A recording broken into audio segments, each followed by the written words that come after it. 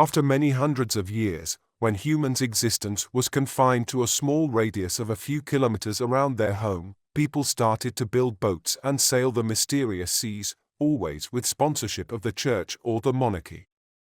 New continents were found, and we realized we live in a beautiful planet, with lots to see, outside of our immediate vicinity. Until pretty much half of the 19th century, seeing the world was the privilege of a lucky few, mostly explorers and scientists. If you wanted to collect a few belongings and go live elsewhere, that would be a once-off venture, and with that came the certainty that probably you wouldn't see your homeland or your loved ones ever again in this life. With the beginning of air travel, this started to change, and if you could pay the high fares, you would be able to step into a luxurious world that was the inside of an aeroplane, leather seats, gourmet meals, and one flight attendant for 5 or 10 passengers. The decade of 1990 brought the deregulation of air traffic and the end of airline cartelization. However, it wasn't until the early 2000s that the regular citizen was able to grab a great deal and fly across the ocean, and much of that was due to the start of ticket sales online. Until that time, carrying funds with oneself was a complicated matter, and unless your income was in an acceptable currency, you couldn't just withdraw money from your local bank and go abroad. Besides obtaining passports, visas, etc., procuring foreign currency for travel was one more obstacle for many people.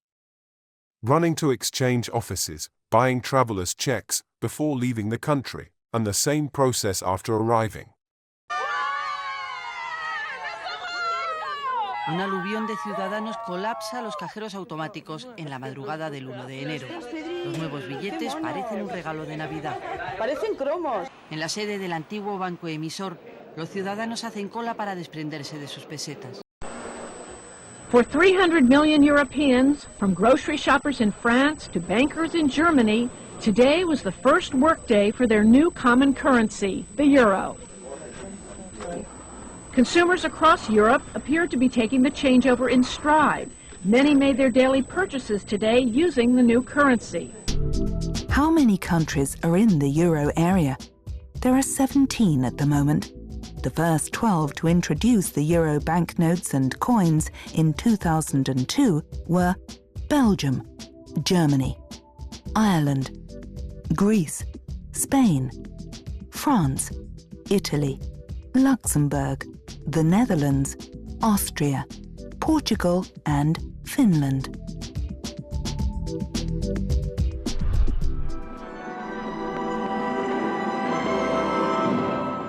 Some people were waiting at midnight to withdraw their first euro banknotes. Others preferred to wait until they needed to exchange some cash to discover its advantages. In 2002, the world saw the creation of a single currency in Europe, the euro. From that moment on, citizens of several countries could simply go to an ATM at the airport before checking in for their flight to a distant continent. People from Latin America or Asia wouldn't need to exchange money twice to travel to Europe. Instead of buying US dollars and exchange them to local money in Paris, Madrid, or Berlin, they could simply buy euros and already use them right after landing. However, another major change was still to come: the international credit or debit card. Already in the 1990s you could use your credit card to pay for shopping at a foreign country, but not all businesses accepted cards, and ATMs would only take local bank cards. But in the early 2000s, banks started to accept MasterCard, Visa, and debit cards issued in a foreign country, eliminating thus the necessity of visiting an exchange office. Exchange offices were already being considered obsolete in Europe, but after that, many money changers started to shut down all over the world. Finally, you could replace stacks of dollars, euros, or any foreign currency, and travel only with your bank cards. After landing at a foreign airport, you could withdraw local currency without wasting time going to a money changer or shopping around for the best rate. Your bank back home would still charge a forex fee of usually 0.5 to 2%, but you have the option of finding the bank with the best forex rate before traveling.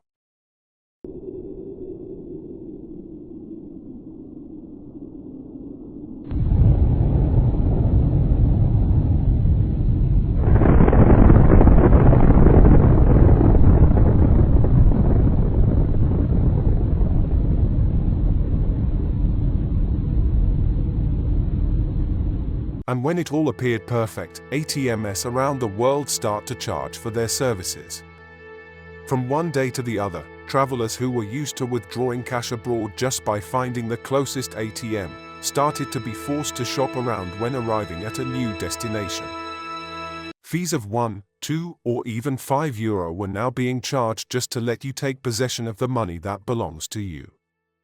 And here we are again, travelers of the world, going back to the good old money changers that in many cases charge no commission.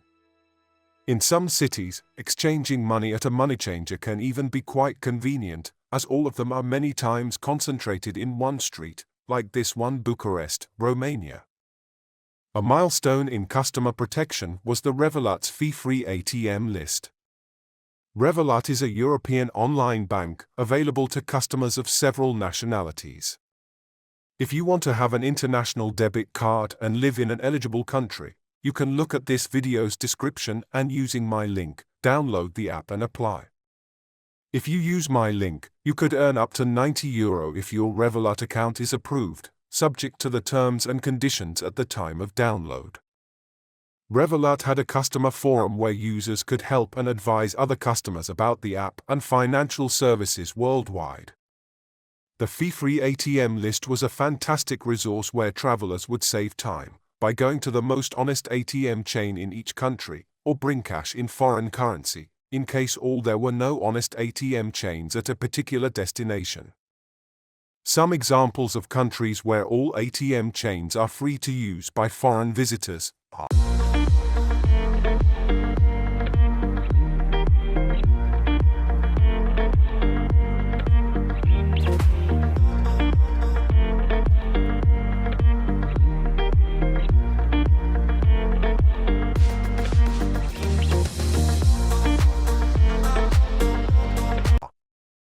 In these other countries, at least one ATM chain is free to use by foreign visitors.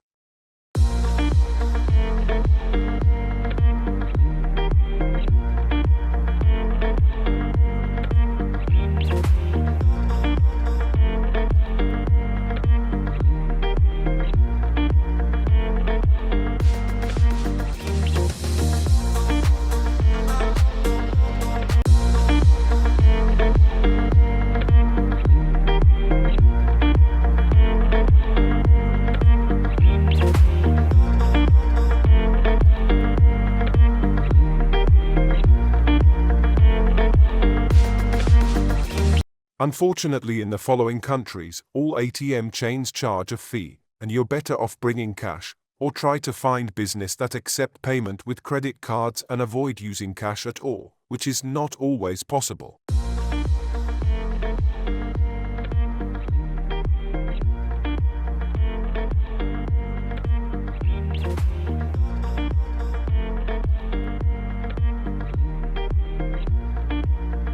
Unfortunately, after all the shock and commotion and many emails to Revolut, there is nothing to do anymore. They have deleted thousands of kilobytes of useful information and the Revolut forum will not exist anymore. Coincidentally, this happened exactly when this YouTuber was about to make a new video about the fee-free ATM list. So here I am with the next best thing. The app ATM Fee Saver is now available online and still for free, helping travelers abroad just like the old Revolut forum. No one knows for how long this app will be free, so I'd suggest you download it as soon as possible. The app is participative, so you can update it as you travel the world and help other travelers.